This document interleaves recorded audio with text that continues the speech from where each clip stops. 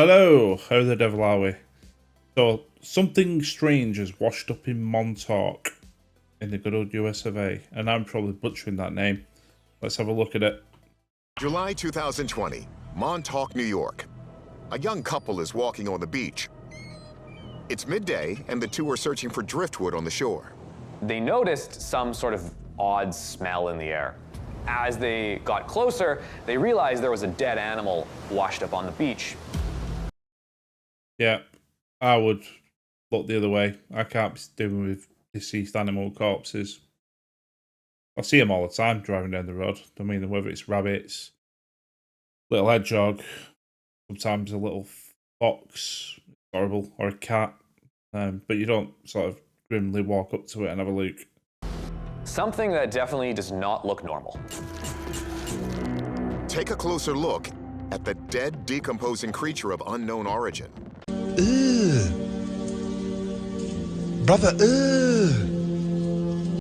Its body is bloated, the skin is all tan from probably floating There's testicles on shore as well. around in the ocean for a couple days. And can you imagine the stench? The carcass is highly reminiscent of another famous find nearby, the so-called Montauk Monster. News headlines were made around the world in July of 2008 when a bizarre creature washed up. Montauk's version of the Loch Ness Monster. I don't think the Loch Ness Monster looks anything like that. People think it's, I can't pronounce the name. It's a dinosaur, effectively, with a really long neck and fins.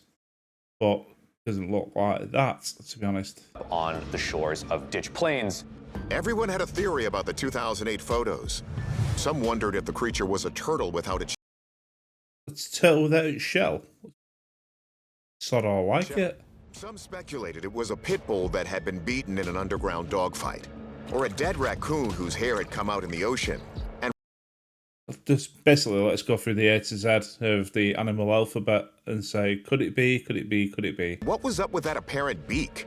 Might this be something unnatural? Almost immediately, online Ugly though, isn't it? One ugly motherfucker. conspiracy theories began to circulate that this creature was actually from Plum Island, which is the center of a disease research facility Yes, very possible. maintained by the United States government. I've heard stories about this place. 1971 New York Times article described the facility as a devil's island for the deadliest animal disease germs known to man. My head's so burning. How did this happen? Oh, he caught the cold off me. Just don't think, do you? So I'm a bit confused. Hasn't he just got a cold? For God's sake, woman, he's a man. He's got a man cold. And a debunked conspiracy theory claimed it was the source of Lyme disease. Adding to the mystery, the rotten corpse disappeared before it could be analyzed. Yeah, because it probably got burnt, didn't it? Buried, burnt, incinerated. You won't keep it around. Of course, people are going to connect the dots. This thing has to be from that thing because I don't know what this is and I don't know what that is. Therefore, they're probably related. Got it confused. All over the board then. During the Cold War, Plum Island was the site of a secret biological weapons program targeting livestock. It's currently run by the Department of Homeland Security. So what to make of this recent grisly discovery? The Montauk Monster of 2020? I'll tell you what it is. I'll tell you what it isn't. It's not a pit bull. It's definitely not a raccoon. And I wouldn't say it's an alien before anyone gets to that analysis either. To our experts. This animal at first glance might seem abnormal. Marine biologist Dr. Shay Conger considers the Plum Island theory. She says neither of the two Montauk monsters look like mutants. I can tell that this animal isn't some sort of deformed creature because it has every typical aspect of the skeletal structure of a mammal. So could it be? Well, you can only say it's not deformed if you know what the actual thing is, right? Otherwise, you would say, yeah, it's got everything that you would expect from a mammal, but then you need to know what that mammal species is. A creature of some kind. Wildlife biologist Lucy Eckersley takes a closer look. You can see it's got all four limbs attached. If I ever die and wash up on a beach, I really hope I'm not lying on my back with my testicles on show. What a terrible way to go. And a thin tail. That says mammal, and she sees hands, which means it's a land creature. From what I can see from these pictures, it looks like an animal that walks on all fours. Maybe it could climb trees as well. It could probably grasp things with its forelimbs. But it also looks quite stocky and round, so I wouldn't necessarily think it was a fast-moving predator that runs after its prey. That rules out a canine like a pit bull. The characteristics that I mean, they're making a lot of inference from the pictures. I suppose if the corpse was incinerated, that's the only thing they've got to go I on. see here, including the teeth. But they've not. What gets me with these programs, they're going to go, "Ooh, we're going to analyze it, we're going to do this," and then at the end of it, they're going to go, "We know for a fact it's this." As well as the body structure, and in particular the small front paws that seem to have very thin, flexible fingers. This is relatively easy to identify as a raccoon. That's a raccoon?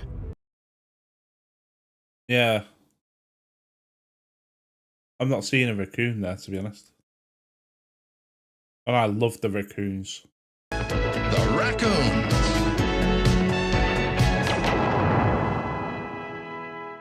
Experts say yes, and the original Montauk Monster might have been one too. And that beak?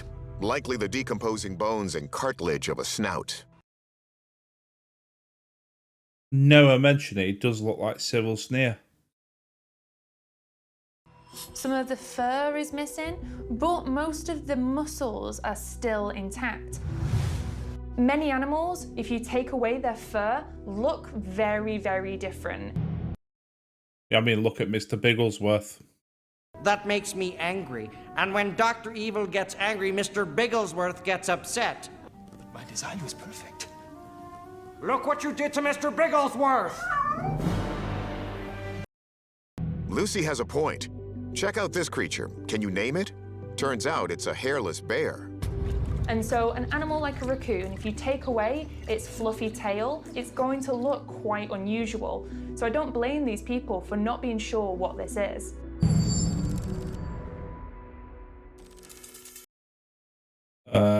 It's definitely not a raccoon. You know, it never helps matters when the corpses of these animals go missing, fueling talk of conspiracy. Yeah, but I mean, it's a dead animal that's washed up on a beach. I mean, it could be full of all sorts of diseases, so you would just basically incinerate it at the earliest opportunity, wouldn't you? But in this case, we can tell a lot from the creature's body structure, teeth, and claws. Our verdict? This is the carcass of a raccoon. Right, with some of the wild theories. I'll see you on the next one. You take care.